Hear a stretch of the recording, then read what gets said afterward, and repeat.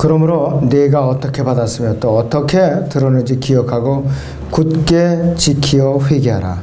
만일 네가 깨어있지 않으면 내가 도둑같이 네게 이 말이니 어느 때 너에게 올 것인지 네가 알지 못하리라. 자, 오후의 주제는 배교자들을 향한 주님의 경고입니다. 배교자들을 향한 주님의 경고라고 했습니다. 이 본문은 이 시대의 배교자들을 향한 예수 그리스도의 강력한 아주 마지막 경고예요. 마지막 경고. 처음에는 누구든지 신실하게 예수님을 잘 섬겨요. 처음에는.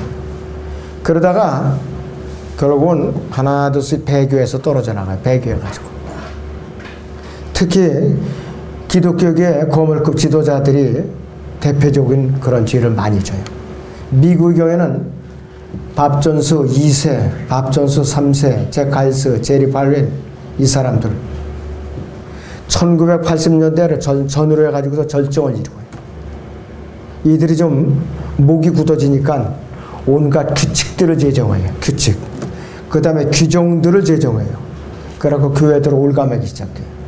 영적으로 바른 교리대로 믿고 실행하는 그리스도인들을 이 규칙들과 규정들만 잘 지켜준다면 더 강력한 군사들을 길러낼 수 있다. 이렇게 실수를 해버린 거야. 실수를. 그래서 이들이 영향을 받은 대부분의 지역교회에서 회중들은 설교를 듣거나 또 찬양을 들었을 때 아멘으로 화답하던 것이 박수갈채로다가 대체해버렸어요. 박수갈채로. 그러다 보니까 누가 강단에 등장하면 아무개 등장합니다 하고 그냥 박수갈채를 치고 열광을 하는 거예요. 열광을 하고 있어요. 그래서 이들이 영향을 받은 대부분의 지역교회에서 어떻게 되느냐. 비디오가, 그 사람의 비디오가 주일 예배를 대신하는 거예요. 비디오를 틀어놓고. 성가대와 이 특성들이 회중들의 노래를 갖다 뺏어가는 거예요. 입을 다물게 찬송을 부를 기회를 빼버리시는 거예요. 완전히. 이런 교회들 안으로 이 배교한 근본주의 신학교들, 성경신학원에서 길러낸 졸업생들이 전부 다 발령을 받아서 배치가 되니까 지역교들이 다 죽어가고 있는 것이죠. 우리나라 기독교도 똑같은 절차를 밟아오고 있어요. 똑같은 절차를 밟아오고 있어요. 심지어는 이 잭칼스 신학원에서는 배출한 학생들이 어떤 짓을 했느냐. 자매들이 스카트를 입으면 무릎에서부터 자를 갖고 다서 재봐요. 얼마 이상 올라가면 안 된다, 된다, 이따위 짓을 하고 있어요. 그리고 머리를 몇 센치 이상 깎아야 된다. 규정을 만들어놔요. 성경에 이제 그런 규정은 없어요. 단정하게 하라고 그랬지.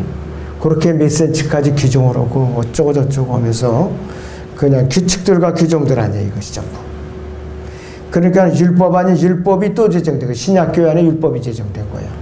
가뜩이나 적은 데다가 연약한 지체들이.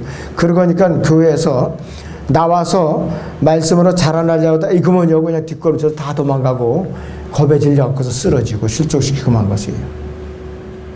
이런 현상이 일어나는 것이에요. 이런 현상이. 이 시대에는 그리스도의 이름이 모독받는 시대입니다. 1983년에 미국 사회에서는 그리스도라는 이름이 모든 사람들에 의해서 모독을 받기 시작했어요.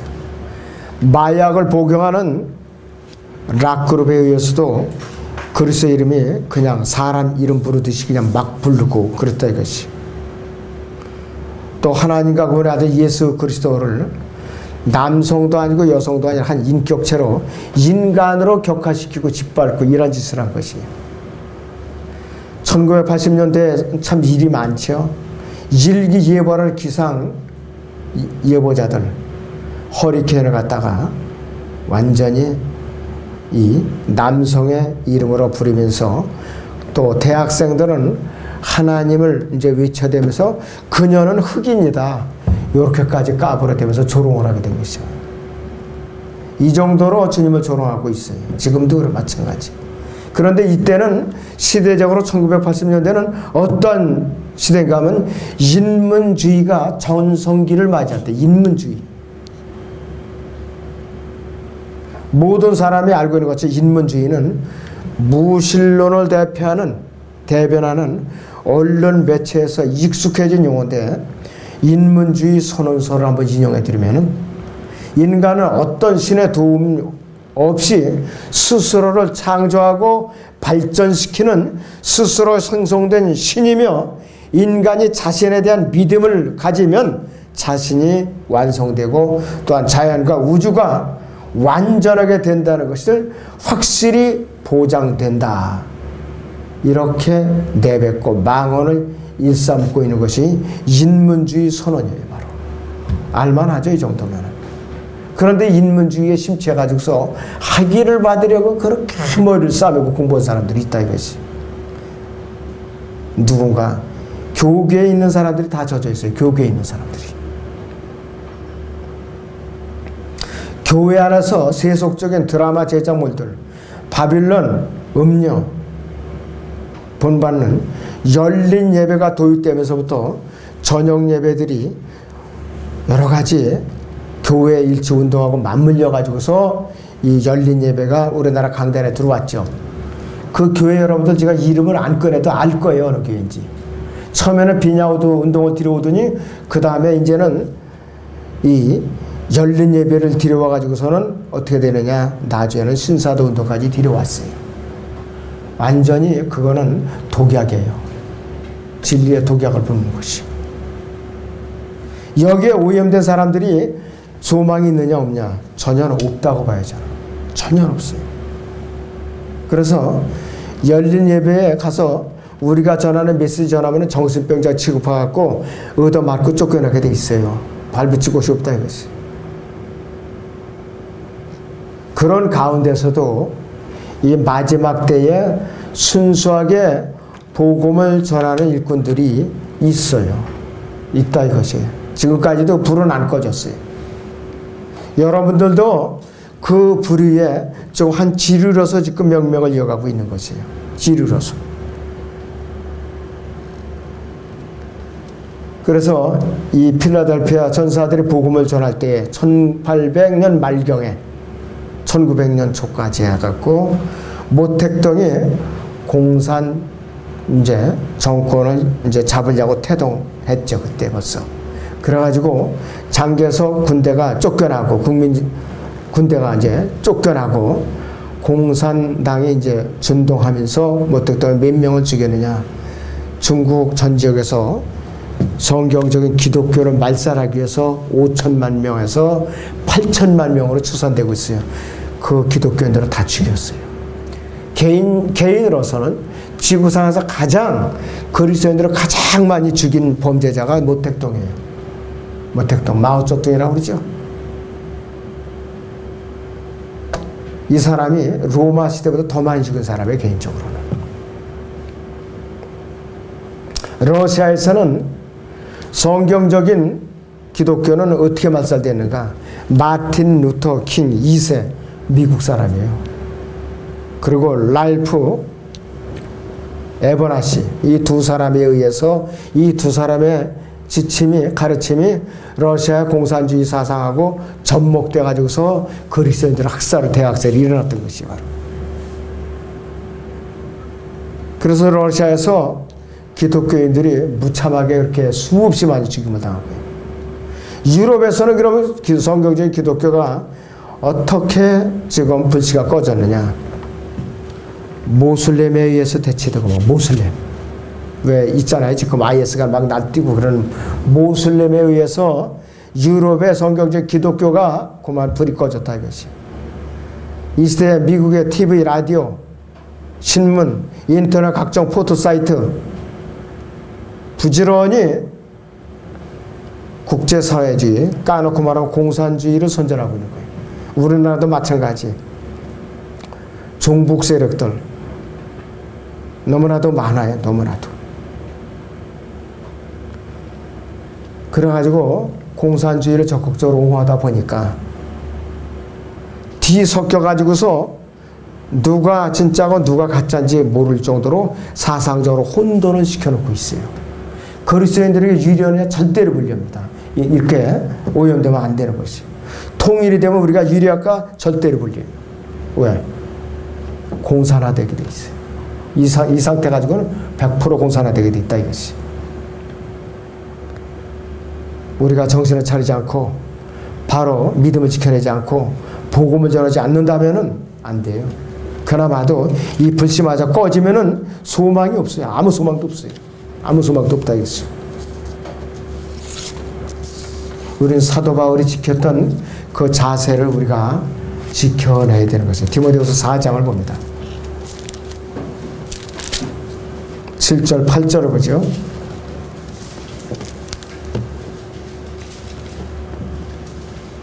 내가 선한 싸움을 싸우고 달려갈 길을 마치고 믿음을 지켰으니 이후로는 나를 위하여 의의 면류관이 마련되어 있어 의로운 재판관이 주께서 그날의 것을 내게 주실 것이며 또 나뿐만 아니라 그에 나타나는 사모하는 모든 사람에게 주실 것이라. 이렇게 믿음의 자세를 끝까지 지켜냈어요. 우리는 이 대열에서 이탈하면 그대로 영적으로 몰살하는 거예요. 이탈하면 끝까지 이 대열에서 이탈하면 안 돼요. 끝까지 이 대열을 지켜내야 돼요. 이 어두운 가운데서 용감하게 복음을 전한 신약교회 전사들이 있어요. 현재도 실존하고 있는 인물이에요. 출판사, 미국의 책 출판사, 캘리포니아 진호주에. 저도 그 만화를 여러 권을 참 이제 탐정으로 이제 그렸는데, 이 사람은 이 시대의 문서선교에 가장 목숨 걸고 강력하게 활동하고 있는 사람이에요. 칼라 만화지가 대부분이죠. 각국 언어로 다 번역을 했어요. 대표적인 게 알베르토 시르제르베르트 같고, 그 다음에 히피족들, 그 다음에 또 교황들, 남사 동정녀들, 여자 동성애자들, 그 다음에 사탄주의자들, 공산주의자들, 그 다음에 또 이 모슬렘을 겨냥한 중동의 음모, 이런 책들을 이제 발행하고 있어요. 그러다 보니까 진리의 변질, 영적 혼돈, 빛의 천사, 이런 것을 발행하다 보니까 언론 매체들이 이를 악물고 헐뜯기 바쁘져질 겁니다. UP, AP 통신, 뭐 이런 언론 매체들을 비롯해서 미국의 인가받은 신학대학교, 밥존수, 테네시 템플, 하일스, 앤더슨까지 심지어 여기에 가세해가지고서 여기에 불순한 교수들이 밤낮을 가리지 않고 책을 갖다 공격하고 있어요, 지금. 그런데 그가 무릎을 꿇고 포기했느냐? 안 했어요. 아직까지도 목숨을 걸고 하고 있다 이것이. 그런 사람들을 위해서 우리는 진짜 무릎 꿇고 끝까지 용기를 잃지 않고 하도록 우리는 기도를 해야 됩니다. 자, 사도 바울이 이 시대의 배교한 교회들을 향해서 우리에게 어떻게 권면하고 있는가? 거기 디모데후서 4장 1절에서 5절을 같이 봅니다. 1절에서 5절. 그러므로 내가 하나님과 주 예수 그리스도 곧 그가 나타나실 때와 그의 왕국에서 산 자들과 죽은 자들을 심판하실 분 앞에서 네게 명하노니 너는 말씀을 전파하라. 때를 어떤지 못 어떤지 항상 대비하라. 모든 오래 참음과 교리로 견책하고 책망하며 권고하라. 때가 이르리니 사람들이 건전한 길을 견디지 못하고 그들 자신의 정욕에 따라 가려운 길을 즐겁게 해줄 선생들을 많이 들이라. 또한 그들이 길을 진리에서 돌이켜 꾸며낸 이야기로 돌리리라. 그러나 너는 모든 일에 정신을 차리고 고난을 견디며 전도자 일을 하고 네 직무를 완수하라. 이렇게 이 시대에 우리를 위해서 권면하고 있습니다. 니케아 공회 이후에 마틴 루터의 죽음 이후에 그랬던 것처럼 20세기에 21세기에 있어서 마지막 때에 성서 침례를 이끌었던 1950년 이전이죠. 프랭크 노리스가 그때쯤에 이제 사망을 했어요. 그때쯤에 이제 주님 앞으로 갔는데, 그 후부터는 그나마도 프랭크 노리스라는 사람이 죽자마자 기독교계 대학 강단이나 지옥교회가 완전히 급격하게 변질이 돼 있어요. 급격하게. 우리나라 성서 침례교회가 지금 전국에 200개 정도가 있어요. 200개 정도. 자, 그런데 여기도 교단이 똑같이 한마디 적으면 그대로 그냥 다 전달되게 그대로.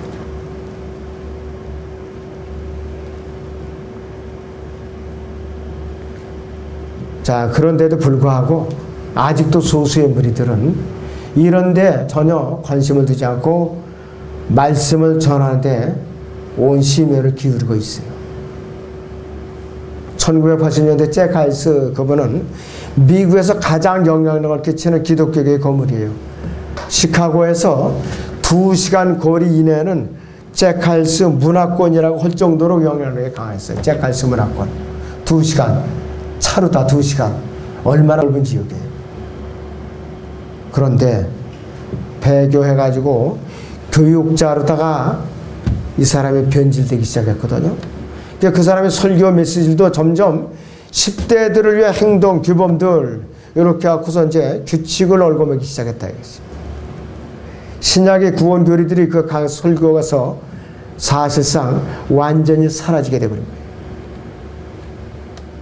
그리고 근본주의 대학의 대표격인 밥존스 대학과 알렉산드리아 이단들, 이 사람들이 지역교회 목사들에게 예배드리는 방식들을 규제하고 누가 목사가 될 자격이 있는가를 규제하고 누가 강단에 올라가서 설교를 해도 되고 또 안 되는 거에 대해서 규정을 이제 지어서 올가매고 금지했어요. 올가매고.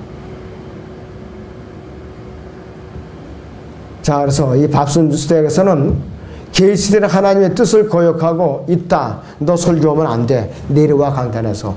이러면서 위협을 하기까지 했던 거예요. 이러면서. 하나님을 대신했죠. 그 사람들이. 그런데 올바로 복음을 전하고 교리들을 지켜나가고 말씀을 지키고 혼을 이겨오는 사람들은 이들에게 굴복한 적이 없어요. 한 번도. 끝까지 지켜내고 있다. 그랬어요. 자, 그래서 대부분이 이 사람들의 이 근본주의 사람들이 영향을 받았던 사람들은 세상 정부에 굴복하고 말았어요. 간섭을 받게 됐다 이것이. 또 신실한 목자들과 성도들을 정죄하는 것을 두려워하지 않고 동참하고 말하는 그때부터 이제 완전히 썩었죠. 완전히 썩었어요.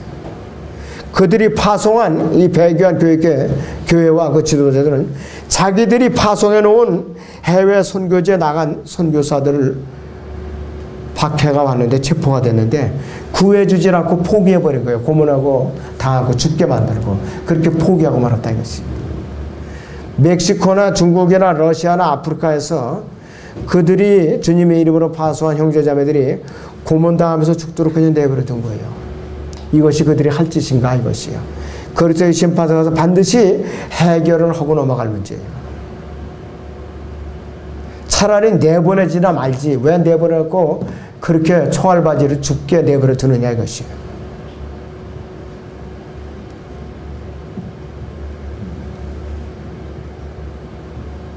자, 그래서 이 완전히 고등교육을 받으면은 배교가 더 빨리 진행돼요. 고등교육을 받으면.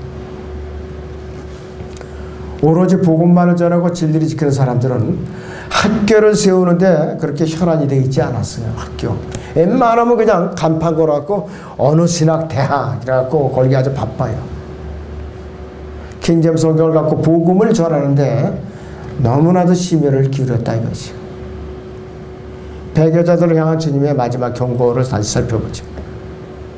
이들은 자신들이 소득이 얼마큼 늘어나는가, 학생 수가 얼마나 되는가, 출석률이 어떻게 되는가, 내 생각과 내 주장이 어떻게 먹혀 들어가는가, 어떻게 해서든 이것이 잘 먹혀 들어가서 결국은 수입이 얼마나 늘어나는가, 여기에 초점이 맞춰지게 된 것이죠.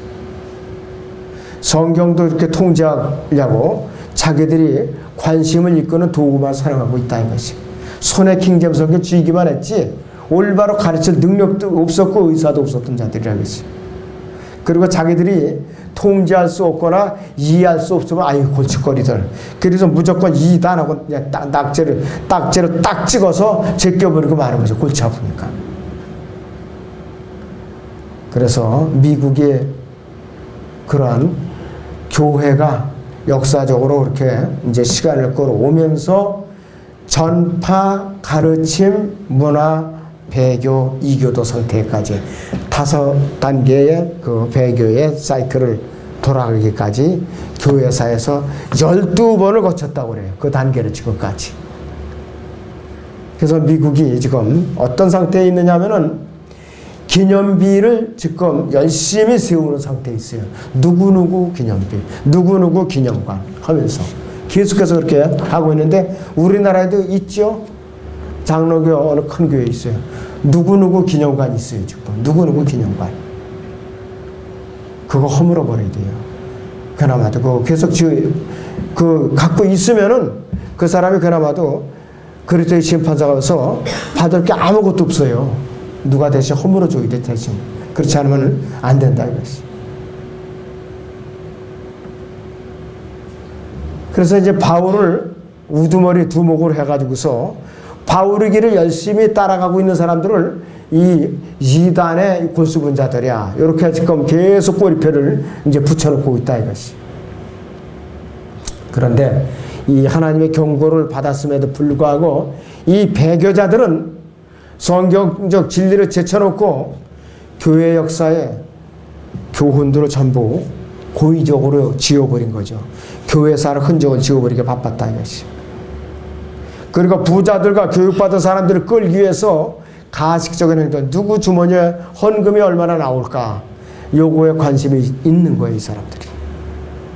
진짜 배교자로 이제 전락되고 나자 이 사람들은 복음을 전파하는 신실한 그리스도인들은 어떻게 되나 했어요.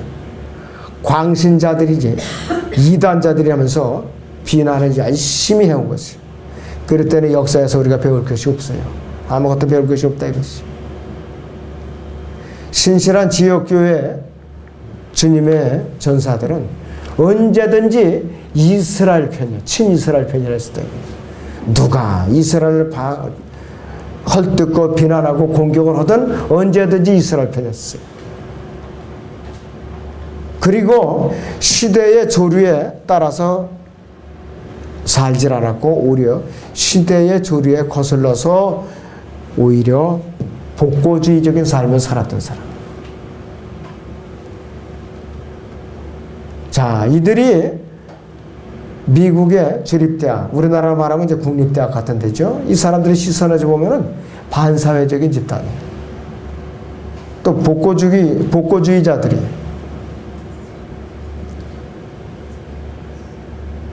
이들은 복음을 전해서 교회들을 세워나가고 그들을 양육시켜서 또 전사를 길러내서 또 다른 사람들을 주님 앞으로 이겨오는 그런 일에 전념하도록 부름을 받은 자들이라 이것이. 진짜 배교한 자들은 부자이고 부유하다고 외치지만은 비참하고 가련하고 참으로 눈멀고 헐벗은 것을 그들은 알 수가 없어요. 그들은 전혀 알 수가 없다 이것이.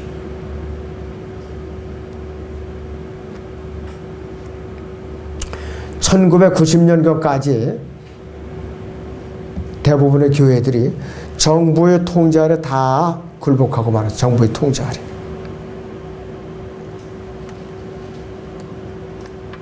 교리적으로 또 신약적인 의미에서 신약지역교회 교회사는 휴거와 동시에 끝나죠. 휴거와 동시에 끝나요. 오순절에 탄생해가지고. 이방인들은 언제 끝나느냐? 이방인들 시대 BC 606년에 바벨론왕 느부갓네살이 예루살렘을 공격해서 바벨론 포로를 잡아가기 시작했을 때부터 대환란 끝까지가 이방인의 때예요. 이제 그렇게 끝난다. 우리는 7년을 더 뺀 그 이전에 휴거로서 우리가 이제 교회 시대가 끝나는 것이에요. 주님의 몸이 완성된다 이것이.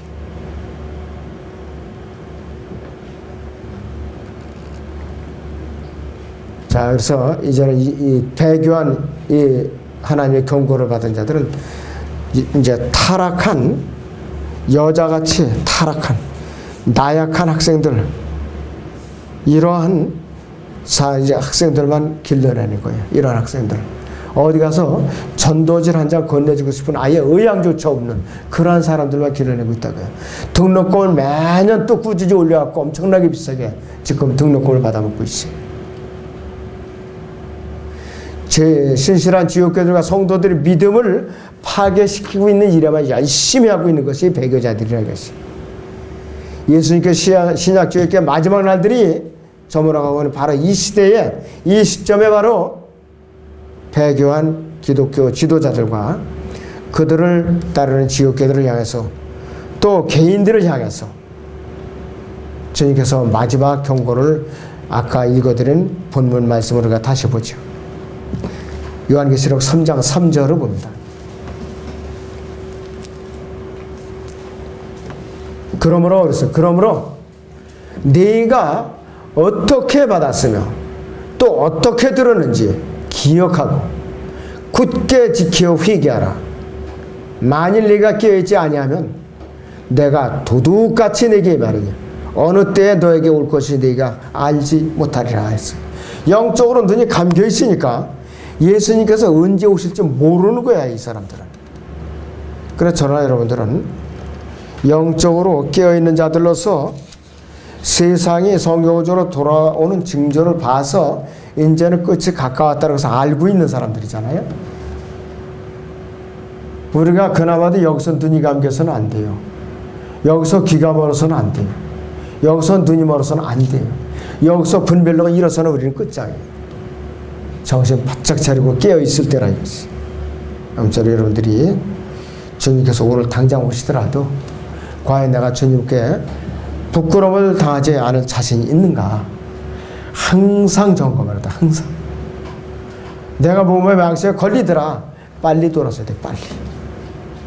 그래서 주님이 마지막 경고에 내가 거기에 대상으로 선정이 되지 않도록 여러분들이 조심하시기 바랍니다. 기도합니다.